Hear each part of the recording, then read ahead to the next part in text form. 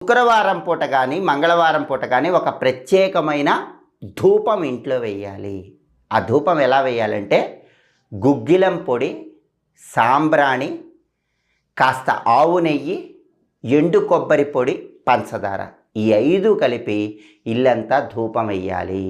నెలకు ఒక్కసారి చేయండి చాలు. మంగళవారం కానీ శుక్రవారం కానీ.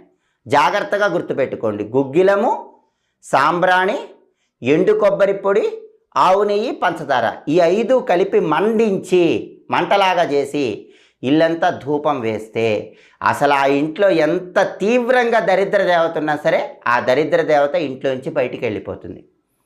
అసలు ఇంట్లోకి దరిద్ర దేవత రాకుండా ఉండాలంటే ప్రతిరోజు సాయంకాలం పూట ఇంటి యజమానురాలు ఒక ప్రత్యేకమైన విధి విధానం పాటించాలి. సాయంకాలం 5 నుంచి 6 మధ్యలో ఇంట్లో ఆడవాళ్ళు ఏం చేయాలంటే ఇంటి ముందు దీపం పెట్టి, అంటే సింహద్వారం బయట 2 వైపులా